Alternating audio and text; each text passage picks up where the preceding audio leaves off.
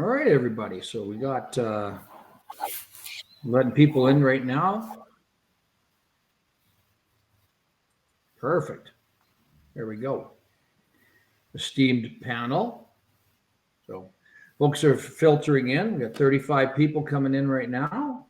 35 people connected.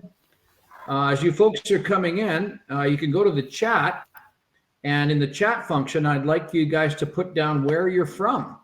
So just go down. Rob Syke is in Sylvan Lake, Alberta. If you guys just let me know where you're from, it'd be great. And that way we get a sense of, that might be really good. If you guys just put that into the chat, let us know where you're from. That'd be great. And we'll hey, Lee Hart. Hey, Lee, good to see you, man. Can't see you, but welcome for joining us, Lee. Mike Leslie, my little brother from the University of Alberta. Hi, Mike. Shaunavon, Saskatchewan. We got Edmonton coming in. That's cool. Yeah, enter where you're coming from, you guys. Chad's typing right now. Where's Chad coming from? Shaunavon. Okay, Chad, you're from Shaunavon. I got that already. Okay. And hey, Murray Lewis, Cleardale, Alberta. Good to see you on, Murray. Chad Bukowski. Hey, Chad. Swan River, Manitoba. Long time. I haven't seen you, Chad, for a while. Swan River, Manitoba. Brad McDermott from Olds, Alberta. We got Brad from Calgary. Drumheller. No, this is a good smattering of folks here. This is good. This can be good. Awesome. This is great. It is 6 o'clock. Give everybody one more minute. We just banter here a little bit. Got two esteemed guests who I'll introduce right away. And if you haven't, you guys, while you're listening, you can even download AGvisorPRO. Chances are a lot of you guys are sitting at your desk watching this, or maybe you're on your phones, but you can download AGvisorPRO and ask a question. We've had a lot of questions coming in today. I just dealt with somebody who ripped up some old hayland and they wanted to seed it down. And so that's great. Stephen Hoffman, Drumheller. Welcome, Stephen. That's great. Todd, you didn't say where you're from, Todd. You just said Todd. So. Yeah, that's good. Yeah. Eastern Canada, Judy, welcome. Perfect. All right. Just keep it coming. Let us know where you're all from. It'll help us with the topics that we're doing. So I'm gonna get us started. This is hey, Tom Wolf. Good to see you, Tom. This is a session that we wanted to run because of so many changes happening right now. And I get asked almost every day what's happening in Ukraine and on the ground in Ukraine.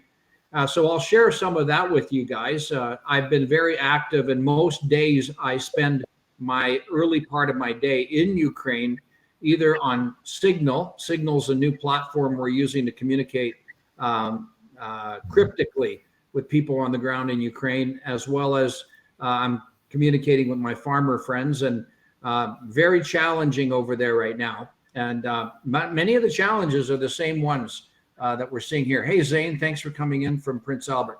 So I want to get started and welcome everybody to Plat 22, a global issues webinar. We've got some great guests for you. Bob Trogele. Bob Trogele is with us from Newport Beach, California. He's the Chief Operating Officer and Executive Vice President of AMVAC. He's enjoyed 34-year career working for large cap companies such as Hoechst. And Bob, I think I have a Hoechst hat somewhere. Aventis and Bayer. He's worked with Schering and FMCs. His working experience has been in Europe and Asia and Americas at all levels, the chemical, nutrient, seed, and precision ag level. In addition, he's worked at the country, regional, and corporate office management levels. Further to his career, he's an adjunct professor, so he's a PhD at the Berlin School of Economics and Law for 22 years, educating MBAs. Someday, maybe, Bob, I can get an MBA. So he's educating future leaders. He's past president of CropLife Canada, past executive board member of the Agriculture Retailer Association in the U.S., past member of RISE, don't know what RISE is, past member of industry associations in Germany, Denmark, and Ireland, and is currently treasurer and board member of CropLife and the member of the Agriculture Retail Association. Bob Trogele, welcome. Welcome, Bob. So thank you, Robert, for that wonderful introduction. Well, they're always good. Now, Mo Agostino. Mo is an experienced commodity trader. He's on AGvisorPRO, specializing in risk management, qualified in Canada and the U.S., trade commodity broker, risk management certification, farm business management counselor, holds an honors in business administration, and is a fellow of the Canadian Security Institute. That's pretty cool. Accomplished speaker. Mo's been on tours throughout North America as a leading commodity analyst in the areas of grain, feed, and livestock. He's been called on many times to speak on risk mitigation strategy. He works hard to ensure farmers have the right kind of information, runs a great Ontario farm tour in the summertime to gauge what the crops are like. Mo, welcome. Welcome, Mo. I'm glad to be here. Yeah, this is going to be fun. My name is Rob Syke. I'm the founder of AGvisorPRO. I've had an occasion to travel globally, spent a lot of time in Ukraine, have friends on the ground there, as well as Russia and Kazakhstan. Was the former founder and CEO of AgriTrend and AgriData Solution and AgriTrend Aggregation, the carbon company that was acquired by Trimble, and past CEO of DOT that was acquired by Raven. So I've had some experience on working in the tech world. This morning, I spent my time talking to an Israeli and Israeli, U.S., a Netherlands, and a Canadian ag tech conference out of Florida.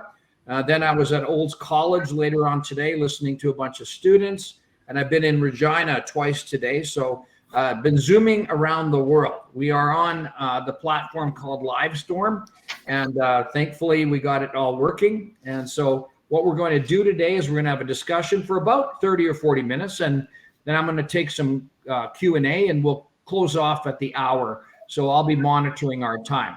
So I'm going to lob this, first of all, I'm going to lob this over to Bob Trogele. Bob, tell us a little bit about yourself and why. Why did you come on to this particular session with us to talk about the global situation? Why did you do this, and a little bit about yourself, Bob? Well, let me give you a little bit of my background. Before I became a professional executive, I was involved as a basketball player and basketball coach. So my first experience with Russia and also the Ukrainians goes back to the 80s. And, I was in Kiev for the first time in 1988, 89, I think it was. We played against Dynamo Kiev. Dynamo Kiev is the powerhouse, the number one club in Ukraine. And, at that time, it was still under Russian, control. And you had Chernobyl going on, right? That was causing all kinds of angst in Western Europe. But my experience with the Ukrainians themselves with very warm people. But it was the Cold War, and things were with all the aspects of trading and everything. It was not a positive atmosphere.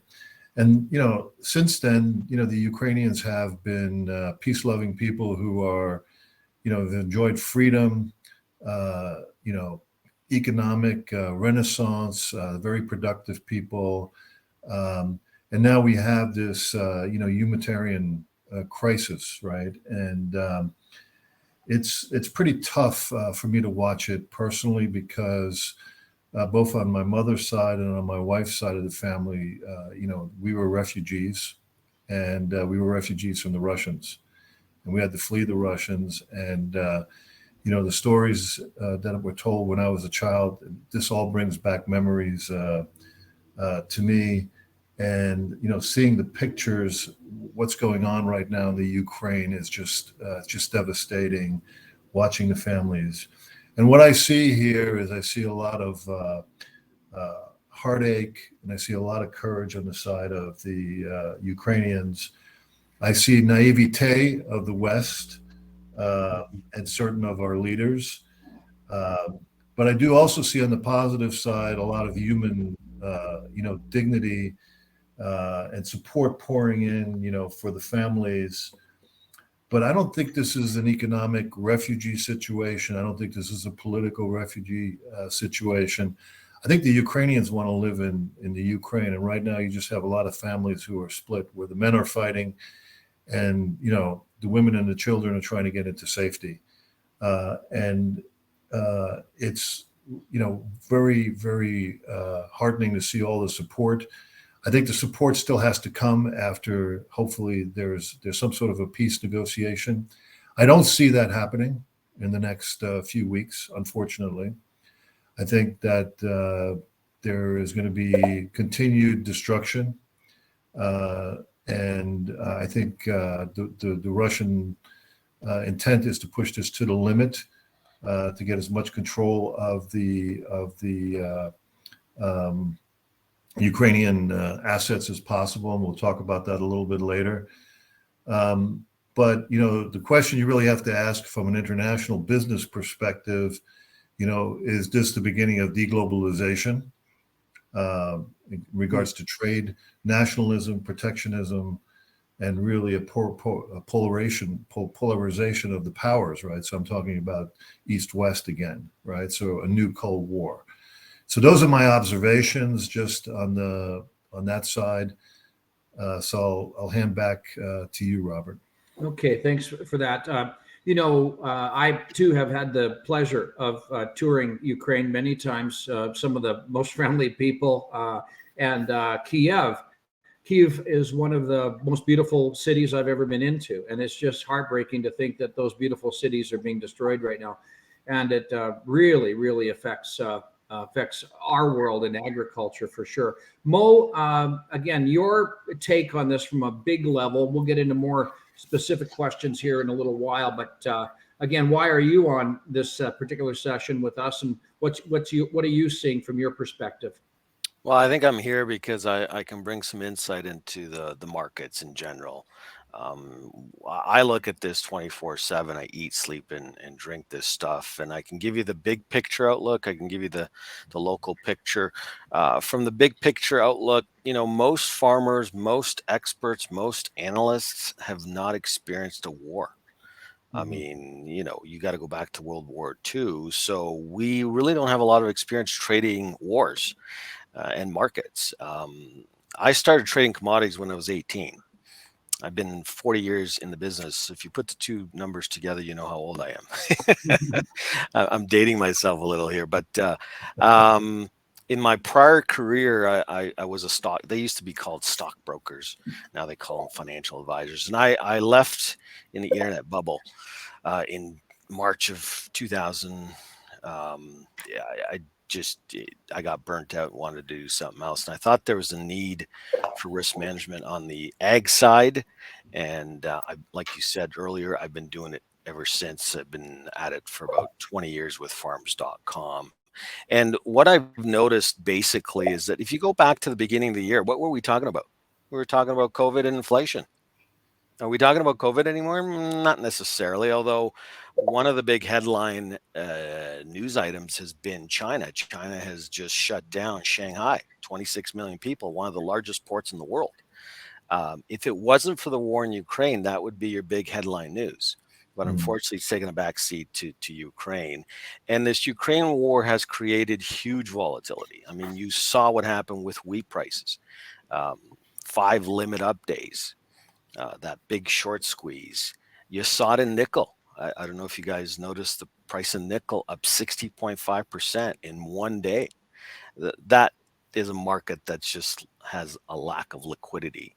So it's created much more volatility than we're used to. I mean, wheat prices tend to move $2 or $3 in maybe a year or a couple years, not in 4 or 5 days. Same thing with nickel. It's just crazy moves in the marketplace, and I'm not sure that the farmers are able to stomach all of this. And I fear that a lot of them are going to panic sell. I'll get into later if you want to dive into more specifics, but I'll tell you why I've been getting it right and everybody else has been getting it wrong. It's my strategy that I started talking about 2 years ago, and I can share that with everybody. Okay, they all sound great. Bob, let's talk a little bit about inputs.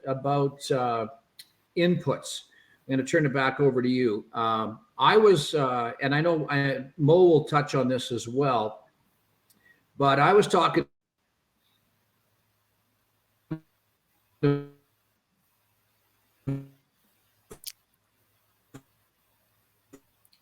Robert, you broke off. farmers in Ontario today. Some farmers were lamenting. Can you hear me? Can't hear you. Yeah, I can hear you, Bob, but Robert's soft. he's probably has a bad connection. Well, let me then continue. Please do there, Bob. Yeah. Yeah. So I think Mo raised some points already, right? So when you think about volatility, you think about disruption, because what causes volatility is there's some disruptive event, right? Right. So we're going to see a lot of that, right? So how do you manage through that? What can you control? What can't you control, right? What you can't control, you have to manage. What you can control, you can control, right? But the bottom line is there's going to be continuous volatility. And I think one thing that I see when I'm watching the newsreel in ag is we really don't understand what the domino effects is, because it's just so complex, right? Bottom line for me right now is that I think I'm going to see this volatility happen at least 24 or 36 months. And I say that because of the energy markets.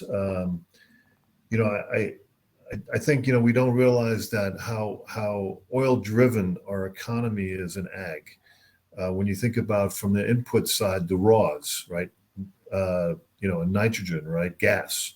When you think about packaging, right? Just literally putting stuff in a package and logistically moving it.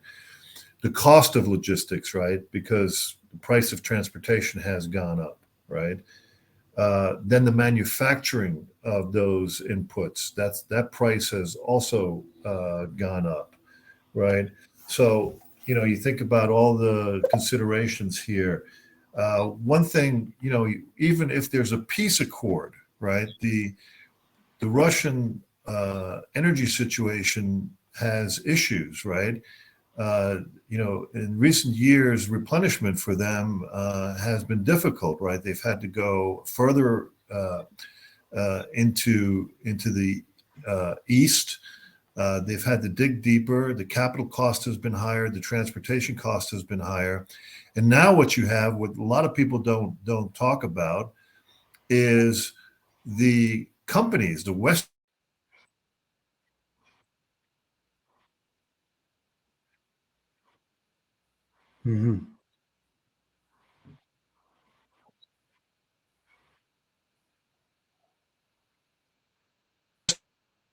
companies which have been helping them extract. So they're going to come back.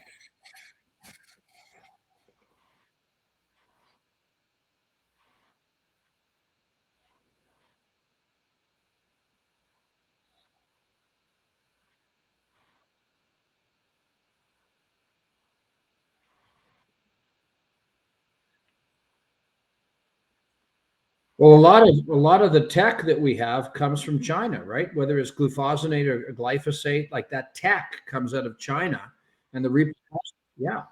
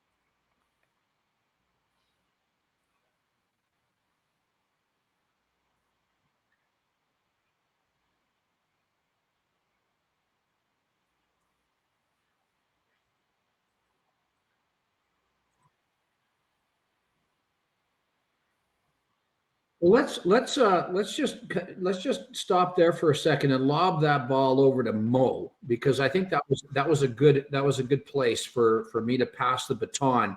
Mo, he said a bunch of stuff there, changing consumer patterns, different kinds of export markets. So talk to us about what you're seeing there.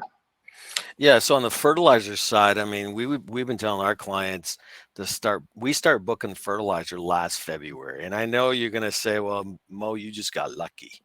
Well, maybe sometimes when you're good, you're lucky, but we started seeing the spike in fertilizer prices, and we were getting very concerned.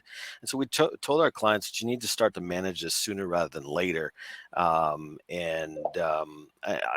you've seen what prices have done. Anhydrous ammonia in the U.S. is up 251% in about 16 to 18 months, and it's affecting. So the world is telling you that the globe is going to have less fertilizer availability. Mm-hmm. Okay. My best guess is the US may have as much as 5 to 10% less availability. If you go down to South America, they're having issues getting access to the fertilizer because a lot of it was coming from Russia. Think about it. If the currency all of a sudden starts to move higher, which it has, it gives them less incentive to do a lot of the things that they like to do. So when it comes to expanding acres next year, you may not get as much as you think. And then, so who's going to have to pick up the slack? The U.S.? The U.S. can't. They just don't have enough acres. The U.S. lawmakers are now talking about taking 4 million acres out of CRP for this growing season. But unless they do between now and April 10th, which is going to be tough, they won't be available. They're also thinking of taking another 4 million out this coming fall to help the 2023 growing season. Forget about Brazil right now. I was talking to Ontario farmers who at the most have 40% of their N on farm. And they're telling me right now that there's fertilizer sheds in Ontario with no fertilizer, no nitrogen. That's not what I'm hearing, Rob. I'm hearing that 2/3, this is coming from Mosaic. And I think Mosaic is probably the largest fertilizer supplier for Ontario. Yeah, for MAP and K. Okay, so it's full of MAP and so 2/3 of warehouses are full of MAP and K. Yep. There's a couple boats, one boat that came into the ports that was shipped before March 3rd, the war. And I think it was full of potash. It was unloaded, no issues there. There's 2 ships on the water. I'm not sure if they've entered the port yet, but they were shipped after March 3rd. And there's going to be a 35% tax that's going to be applied. That's going to be passed on to the retailer. And again, it was full of potash or MAP, and it was going to be passed on to the consumer. The remaining 33% of capacity and what's missing in Ontario is what you talk about, which is nitrogen. Nitrogen, typically, we need another 5 to 8 cargoes, usually sourced from Russia, to meet side dress season during May and June. For Mosaic is so Solio owns Agrimart, which owns 80% market share in Ontario, and they're both owned by Co-op Fédéré in Quebec. Solio is saying that they brought in that Russian nitrogen, and unfortunately, they're going to have to pass on a 35% tax rate to farmers. I'm saying that Mosaic has sourced 5 to 8 cargoes from the Middle East, which includes Algeria, Nigeria, Egypt, and Trinidad. And that should be here on time for that side dress. So I'm saying nitrogen, right? Nitrogen. So I'm saying avoid paying the 35% because I don't think farmers need to do that.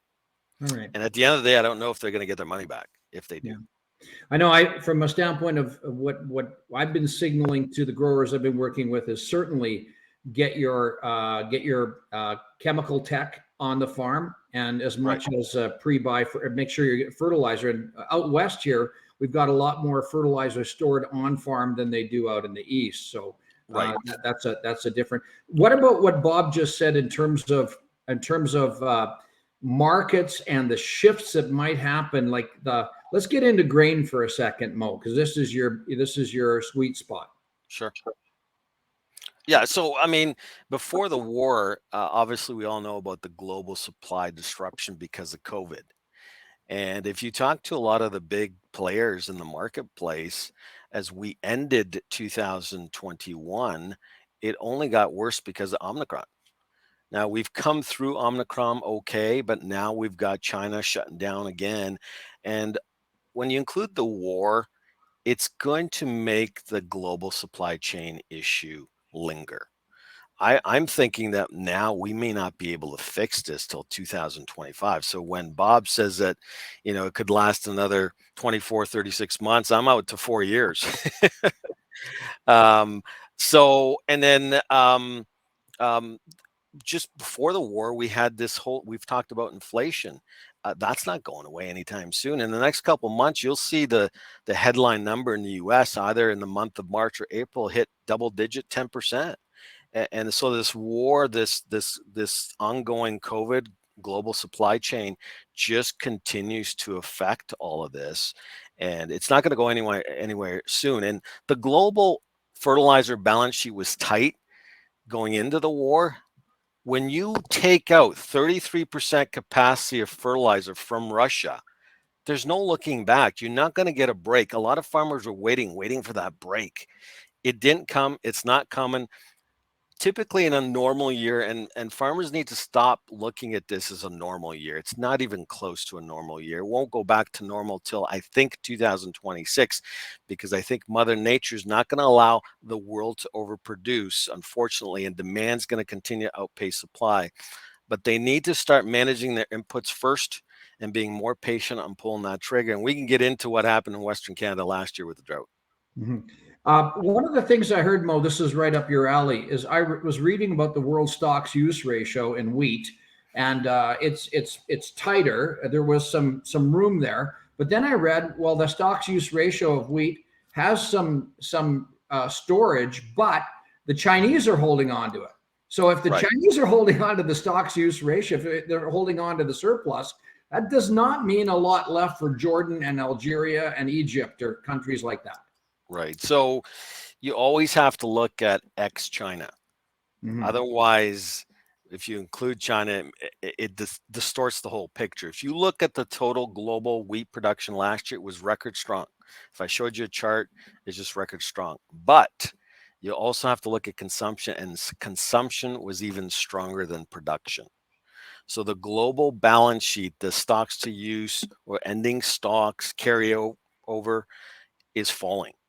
And over the next couple years, it's going to continue to do that. 75% of the winter wheat in the United States remains in a drought. I mean, who knows what's going to happen in the next quarter? You've got this whole unanswered question with Ukraine. Can Ukrainians harvest that winter wheat crop? 95% of it is winter wheat. It's in the ground. They had 50% of their fertilizer sourced before the war. Some of it was top dressed at the end of February, but it's come to a halt since. Well, I talked to a farmer the other day who was trying to top dress his wheat. He was farming 45,000 acres, and normally he'd have his guys out top dressing all 24 hours a day, and he couldn't have the people on the field at nighttime because the tractor lights and stuff like that would be a Right. target. Right. Yeah.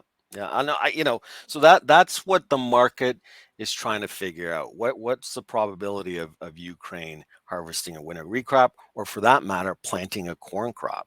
And the market's really looking to see if the U.S. is going to win some of this export business that's been displaced. Bob, over to you again. So you're an executive of AMVAC, you're chief operating officer, executive vice president. What is this meaning for you as a corporate executive in the ag world? Like, what is it? What are your meetings like right now?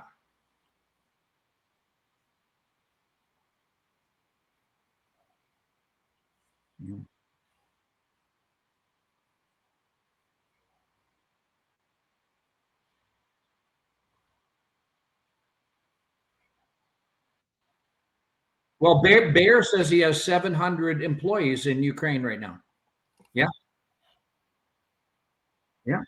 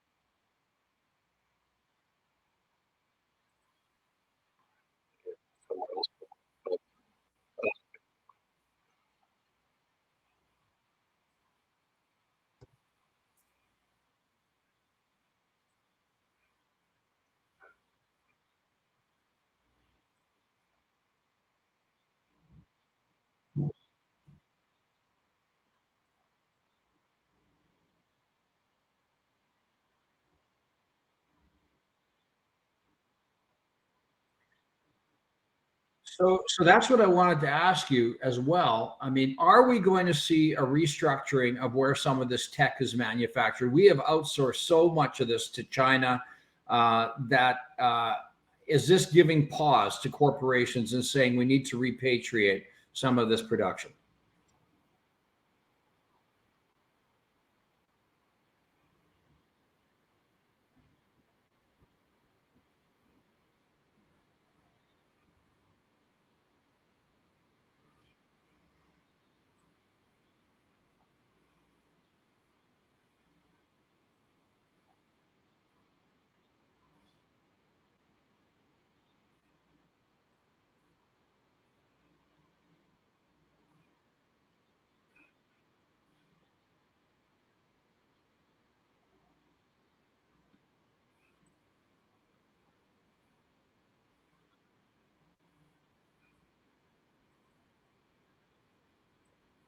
Hmm.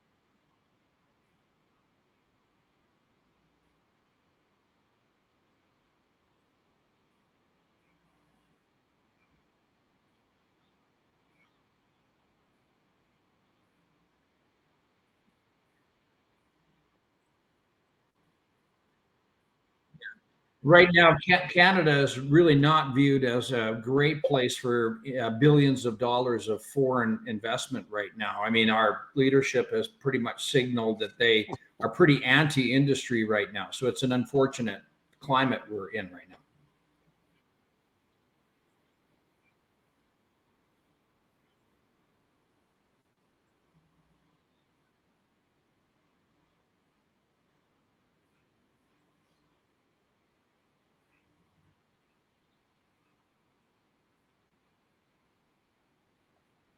Yeah, yeah, for sure. Hey, Mo, I'm going to lob the ball back to you. So farmers are on this call. They're listening right now. And you said a while ago you had some strategies. So, I talked to a farmer today who was he had call it higher than 20-30% of his crop price, but he needs the cash flow. So I respect that. He's a young farmer, fairly leveraged. But you've got other guys right now that are staring at new crop plus $22 canola. You've got the crop insurance floor levels. They're very, very decent. This could be, and a lot of the guys have bought their inputs based on last year's prices and last year's chem, last year's seed. This could be a balance sheet year for a lot of farmers, provided they get a crop.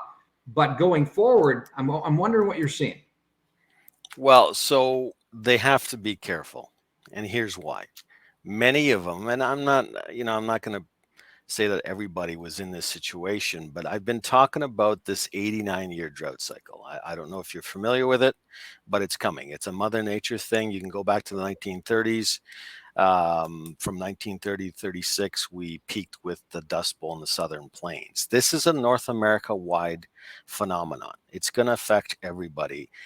I can't tell you which year, but 2 years ago, I started talking about the triple-digit temperature threats. Have we made this thing worse because of gas emissions and climate change and all that fun stuff? Perhaps. Last year, middle of June, heat dome, 119 degrees, fries half of Western Canadian crops. Mm-hmm. If guys were pulling the trigger too early, too low, now we don't have enough bushels to meet a contract, and they're buying out contracts at $180,000 to $500,000. Please avoid doing that.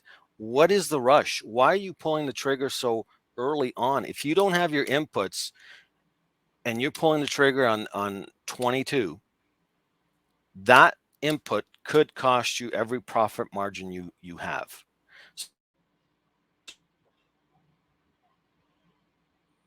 Oh, great. Now we just lost Mo. Okay. So when I talk about 23, manage your.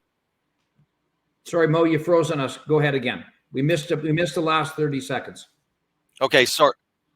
30 seconds. Okay, so what I'm basically trying to say is that you need to manage your inputs first. Be more patient on pulling that trigger, because you're going to get caught with your pants down, or in a situation where you don't have enough bushels to meet a contract. Canola is not going back to 400 anytime soon. That drought. Can you guys hear me?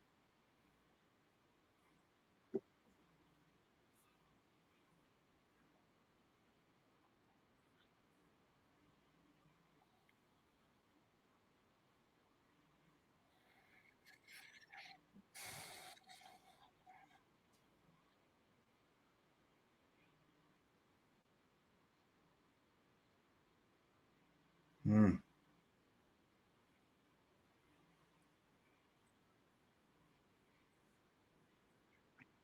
Well, we do have some flexibility in terms of what we're going to plant yet this spring, but I'm not seeing a lot of big shifts in the crop rotations right now, Mo. You'd think guys would be pulling the trigger on wheat, but when canola and barley, when barley and barley is the pricing it is, are we going to shift over to wheat? Canola is a very, very lucrative crop right now, Mo. Yeah. Am I? Yeah, Am I? he is Am I on. on? Yeah, I can hear Mo. Can you hear me? Okay. Yeah. So it's going to be an interesting planning intentions report that comes out in April from Stats Canada, and of course tomorrow we get the USDA acreage report. There's a big debate. Look, the world is telling you that we're going to have less availability of fertilizer. The farmers scaling back, but they fail to tell you what the impact will be, and that's usually lower yield. From last year's drought in Western Canada, what's the seed availability? Can we actually grow canola acres? Can we actually grow wheat acres? It's going to get interesting here. And then, of course, at the end of the day, I think most guys are sticking to a rotation is what I'm hearing. But at the end of the day, Mother Nature at the end of the day is going to probably dictate that last 5-10%. So it's going to be very interesting. So Mo and Bob, this platform's giving us grief tonight. But Mo, are you, based on what Bob says? I'll go back to Bob in a second. But based on what Bob said, if you stare into the crystal ball, do you see potentially any shifts in the crops that we're growing, or the potential markets that we may be concentrating on? Maybe the second part of the question is easier than the first. I because everything is doing so well, in other words, prices are good across the board, I feel that some of the smaller crops may take away from some of the larger crops. At the end of the day, will it matter? Maybe not enough. It's like more acres into oats or more acres into peas or barley. Does it really matter at the end of the day? But they can all add up. And so the acreage pie to canola and wheat could shrink. The acreage pie to corn and beans could shrink. And I think that's what could surprise everybody tomorrow, especially in the southern plains, northern plains. A lot of these farmers are really going to move to other crops. I think I lost you both, Bob and Robert. Platform is being just a little bit difficult tonight there, Mo. Everybody just left you on stage there. They did. That's Yeah. okay. That's okay. Well, Let me just you can finish up your point from before there that we. yeah, let me just finish. So, yeah, my strategy basically is this 89-year drought cycle is supposed to peak sometime in 25.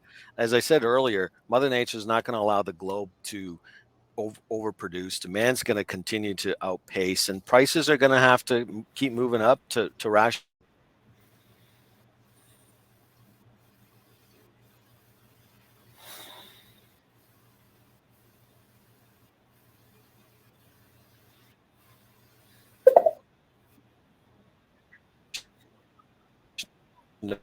Man, you extra outlook. That's what.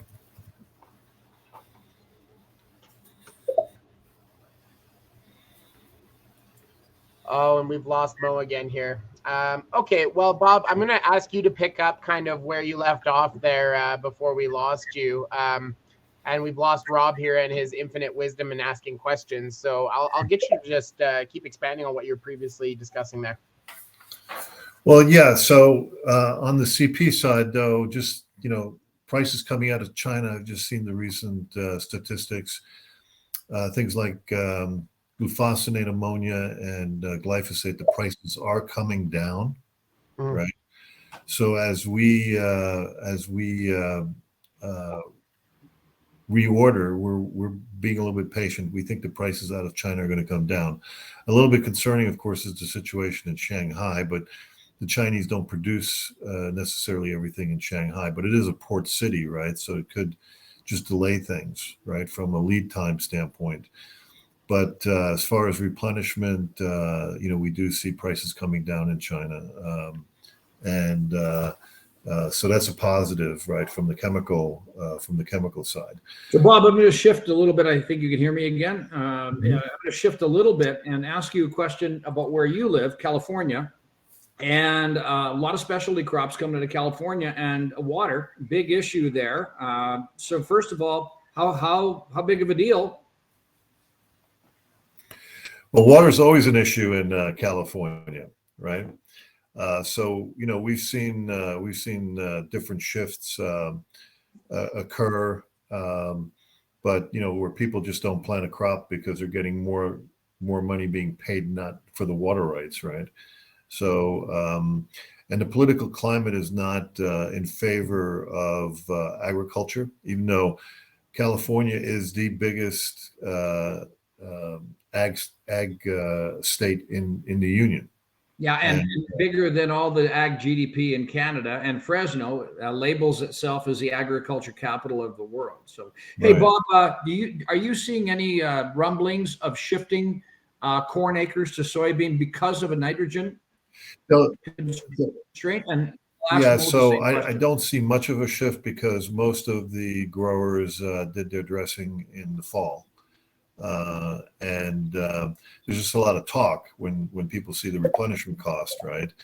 And I think the for this year, not as much, but just from a profitability standpoint, soybeans right now look a little bit more bullish, right, than corn.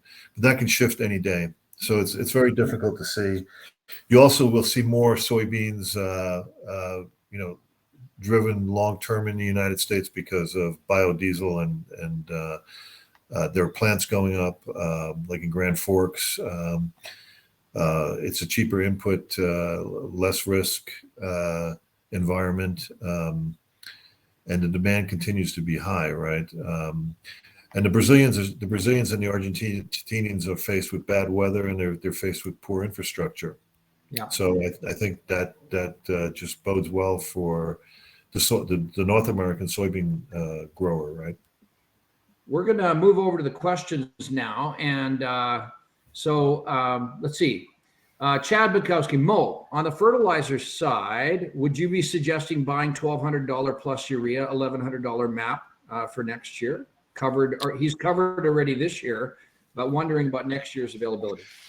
Yeah, definitely. We've been recommending 23 fertilizer.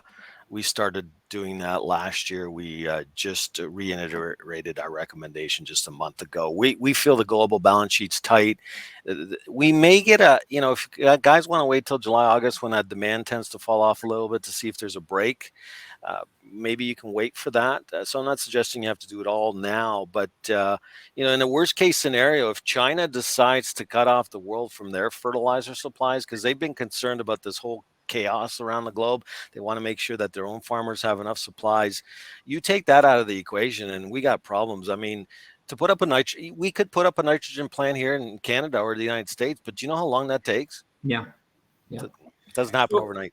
So Mo, back to this weather thing. A couple questions came in on that. Harry Siemens asked, we had a 40% drop in 2021 in terms of crop production. And this drought cycle, you look at the snow report, I just was looking at it today, actually, northern Saskatchewan, kind of eastern Saskatchewan, okay. But as you get into western Saskatchewan, and certainly from Olds, Alberta, all the way down south to to the border. She's Yep. pretty dry, and Yep. that's going to be a factor. 61% of the Canadian prairies remains in a drought from last year. That's a problem going into spring planting. And that could dictate, we talked about acres, that could also dictate what gets planted. A lot of crops didn't do so hot last year. You know, oats, barley didn't do so well. Canola, depending on where you were, wheat probably a little bit better than most. So, you know, for that reason alone, and like we still have 90% of our canola yet to sell from last year. We sold no wheat for 21 or 22 just because of that reason. We're very, very concerned. Mm-hmm. Mm-hmm. Bob, from your perspective, question came through. You touched on it a bit, but are you storing? Are you we're telling farmers to get some product in position. What about AMVAC? Are you getting more product in position earlier? Are you guys stocking up? Are you stroking those million and billion dollar checks? Well, the demand has been very, very strong. I mean, you know, so the big question for us is how much is being stored within the channel and at the farm gate, people buying in advance, expecting shortages, disruption, price increases.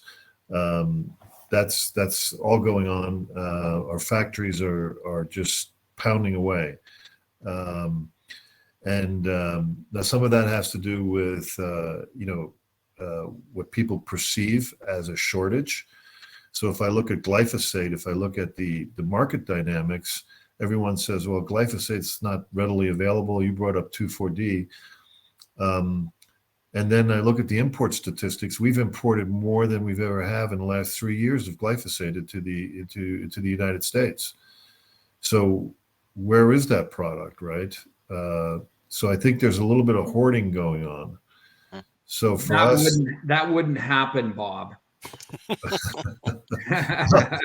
well, I think that's normal, right? So the farmer says, I need more.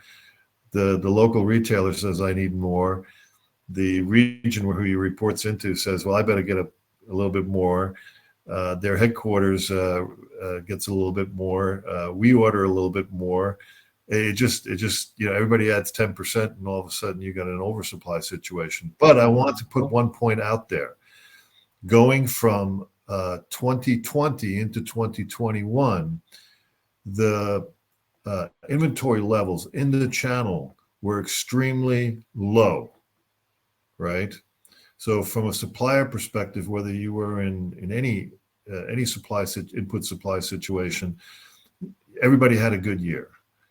What they didn't do very well, and you see that with some of the company results, is their bottom line didn't improve because they didn't see the cost increases.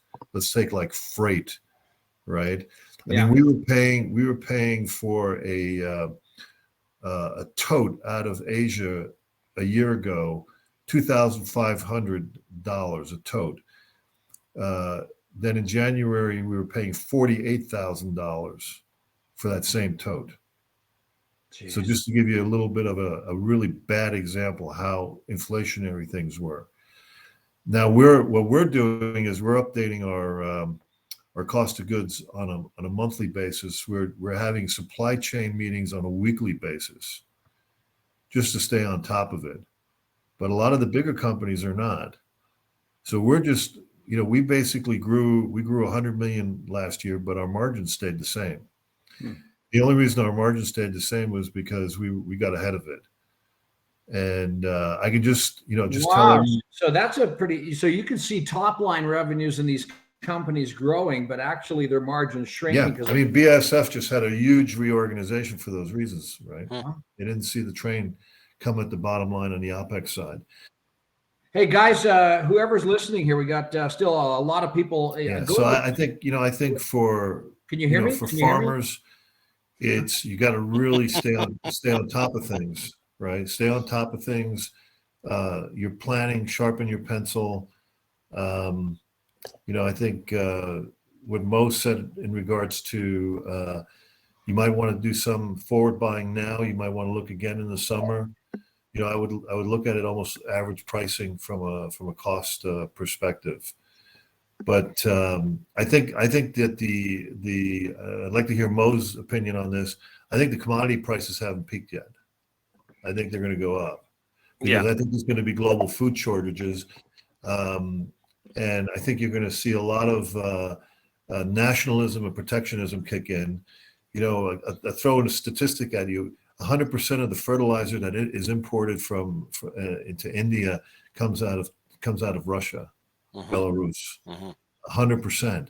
Right. So are the Indians not going to grow any food next year for the largest population in the world? Are they going to get their wallet out and bring it in through the back door or whatever? We're in an inflationary environment. The question is, are we in a hyperinflationary environment? We haven't seen it come yet. There's a lot of it's what I said at the beginning of the conversation is, what is the domino effect? Everybody's kind of looking at it now, by the week, the financial markets, they hear a little bit of news, it's going to be peace talks between the Russians and the Ukrainians, the market goes up, right? The next day you hear, it might be another 2 or 3 weeks. So a lot of volatility, and, just again, control what you can and manage through what you can't control.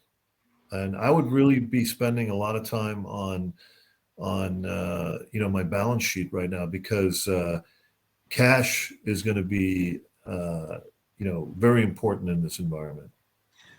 Just for all the participants, if you want to ask a question, we're going to wind this thing down in a few minutes. But if you want to punch another question in, that would be appropriate and welcome. That would be just fine.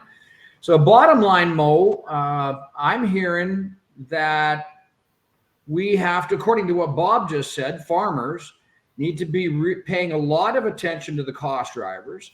If we have weather pressure, and we undoubtedly will have weather pressure based on your drought cycle, then you may want to hold back on putting all the inputs in the ground initially and think about some split nitrogen application, which is something agronomically we've been advocating for a long time. But prudence is the name of the game here, I think, right? Yeah, there's no question. Bob thinks that prices are going higher. I totally agree. There's going to be a short crop for the next 2 to 4 years. That long tail does not come till 2026. This is not unlike 2012. And guys I think a lot of farmers are going to make a lot of mistake on the production side, on the marketing, the input side. Some of these farmers will not be farming in the next 2 to 4 years if they're not careful. Manage those inputs first. Pull the trigger later. Make sure you understand what the bushels are before you pull that trigger, because this market's not going back down anytime soon. It's going to remain elevated, and it's going to surprise a lot of people to the upside. And I agree with Bob with the whole scarcity, food shortage. Really, the globe does not have a food shortage, except some have more than others. And I think we just need to, it's that grain flow, that grain trade, right? So today, I heard that Bangladesh and India are now open to buying U.S. cotton. They've never bought U.S. cotton. So that's that whole scarcity thing. We're worried about feed and food and having enough for our people. So this is going to continue. This is just the beginning. A question came in that if you're holding back on sales of new crop, then what do you think the pricing would be if Canada grew 70% of an average crop? Oh, it's just unbelievable. It's going to go through the roof. I mean, I was the only guy talking about $1,200 canola for old crop. This is last year's crop, and we're almost there. New crop is on canola is approaching 1,000. You get into a situation like that, and there's no stopping canola. Canola could get to $30 a bushel. Yeah. I'd like to just throw in there, if the Ukrainians even grow a crop, right, let's say 50%, which is what people are talking about now, they still have to get it to a port. Right. And the infrastructure is been damaged. Yeah. One of the ports called Odessa is still operating. Russia has still not damaged that. So they do have some infrastructure left, but if this thing drags on, I don't know if there's going to be much left. Yeah. Well, I know that, like I said, I have friends on the ground. I've been raising money for satellite imagery and satellite phones, and we're trying to deliver 52 satellite phones right now. If we could only get the money wired to Warsaw, we could get them there, some night vision goggles and stuff like that. So a lot of people very concerned about it. Bob, turning it back to you on the humanitarian side, just to bring this thing kind of home, it's a human story at the end of it. We're talking economics, we're talking farmers, but it really, you have traveled so much of the world and so much of that area. Your take on that? Well, I think what the Polish people, what the Romanian people are doing is just heroic, right? Taking refugees into their homes. Right. And I think there's going to be a lot of money that's going to flow from the governments. But, it's going to hit 50% of the population, 18, 20 million people are going to be affected. Right. And then the question is, how do you rebuild the Ukraine? Because when you look at the pictures of the destruction that's being caused, it's enormous. And, yeah, I was yesterday. I got a report from Chernihiv, and you want to talk about a food constraint society? She had 2 bags of potatoes and a bag of onions left, and so there's some dire things going on there. You guys have been terrific, and I'm delighted that we were able to do this. The glitches in the platform, I apologize for, guys, all you attendees, but we did tape the session, and that session will be available for review later on. Can you bring up the slide, please, Patrick or Nick? Can you bring up the slide? I just want to close this down with a bit of a commercial. And Bob, are you available as an expert yet on AgvisorPRO? I don't know if you are. I've signed on, I believe.